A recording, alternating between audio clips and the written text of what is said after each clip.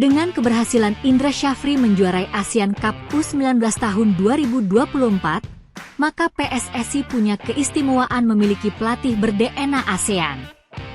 Keberhasilan Timnas U19 Indonesia menjuarai ASEAN Cup U19 tahun 2024 membuat PSSI memiliki keistimewaan. Indra Syafri bisa disebut memiliki DNA ASEAN, sebagaimana pencapaiannya di sepak bola Asia Tenggara.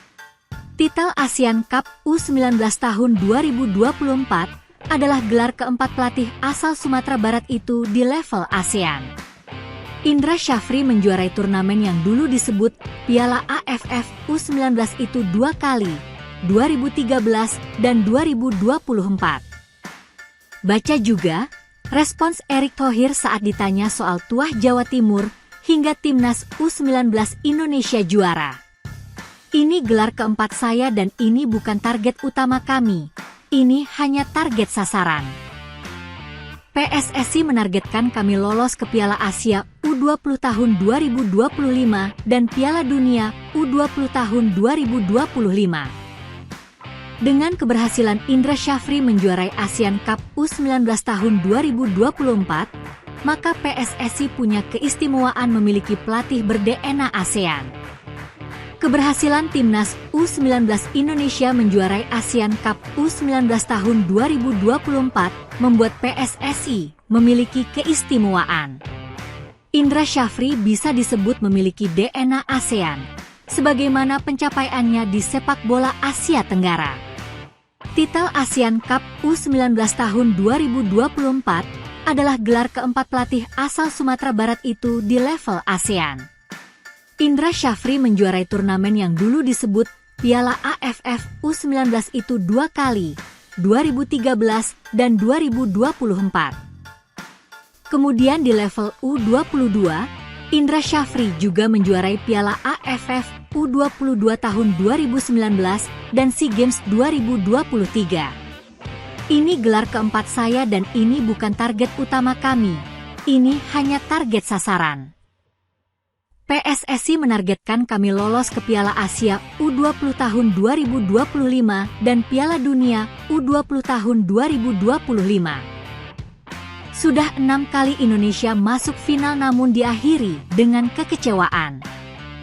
Kesempatan itu datang lagi tahun ini dengan diadakannya Piala AFF 2024 yang berganti branding menjadi ASEAN Cup 2024.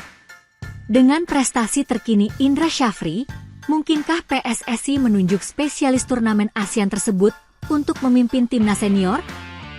Kemungkinan itu ada, karena ada wacana timnas Indonesia membentuk 2 tim, karena ASEAN Cup 2024 berdekatan dengan jadwal kualifikasi Piala Dunia 2026 putaran ketiga. Indra Syafri pun tidak bisa menolak andai kesempatan itu datang, tetapi ia tetap mengukur diri agar tak besar kepala. Ini pancingan Batman. Saya tadi cukup jelas menjawab pertanyaan teman-teman, ujarnya. Sebagai warga negara Indonesia yang baik, dan saya punya kerjaan hanya bisa di sepak bola. Apapun yang ditugaskan oleh PSSI, tentu nggak bisa menolak kita. Tapi kan saya juga harus tahu diri, mengukur diri, jangan karena Anda juara terus sudah merasa paling hebat, jangan, tambahnya. Yang mengejutkan adalah ketika pertandingan selesai, Anda seharusnya memanggil nama-nama pemain yang tampil bagus, tapi semua fans hanya memanggil nama saya. Sungguh menakjubkan bahkan bagi saya untuk melihatnya, ungkap Shin. Timnas Indonesia saat ini sedang berjuang di putaran ketiga kualifikasi Piala Dunia 2026 zona Asia. Dalam babak kualifikasi itu, 2 tim teratas akan langsung lolos ke Piala Dunia 2026. Sedangkan, 2 tim peringkat ketiga dan keempat akan bertarung di putaran keempat kualifikasi. Susunan pemain Timnas Indonesia versus Timnas Australia. Foto, MPI Aldi Chandra Setiawan. Putaran keempat ada 2 tiket tersisa untuk memperebutkan lolos langsung ke turnamen utama. Kemudian, tim yang berada di peringkat kedua akan bertarung untuk mendapatkan tempat di putaran kelima. Baca juga, Shin Tae-yong bujuk 5 pemain keturunan ini demi bantu timnas Indonesia lolos Piala Dunia 2026. Pada putaran kelima, tim dari Asia yang lolos akan berhadapan dengan tim dari benua lainnya. Cukup banyak rute yang bisa ditempuh timnas Indonesia untuk menuju Amerika Utara.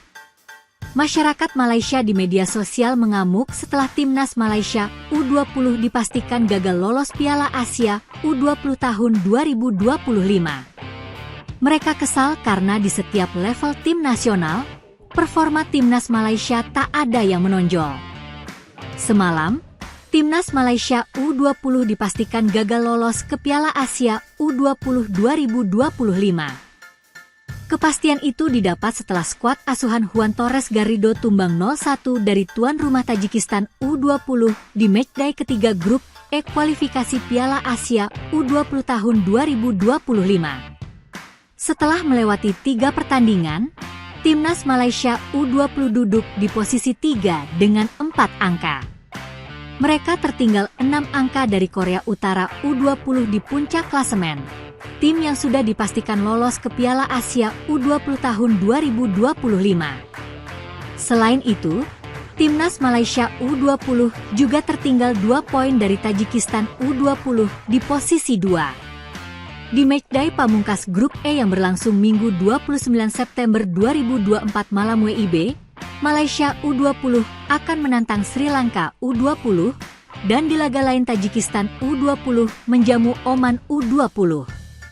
Untuk finish sebagai runner-up, timnas Malaysia U20 wajib menang atas Sri Lanka U20, sambil berharap di laga lain Tajikistan U20 tumbang dari Oman U20. Namun, jikapun finish sebagai runner-up, Malaysia U20 takkan merebut status 5 runner-up terbaik yang lolos ke Piala Asia U20 tahun 2025. Sebab, koleksi poin mereka kalah dengan tim-tim lain yang menempati klasemen sementara runner-up terbaik.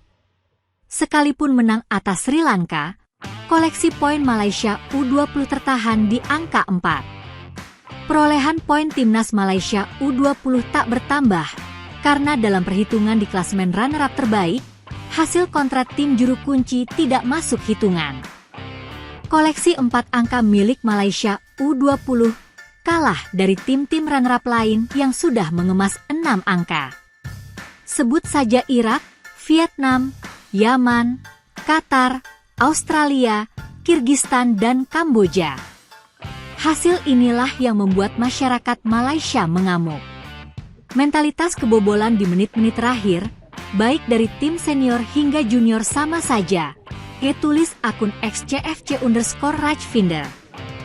Permainannya kacau. Tak ada umpan-umpan bagus. Entah bagaimana caranya strategi seperti itu bisa menghasilkan gol, tutup Farhan Alif 77.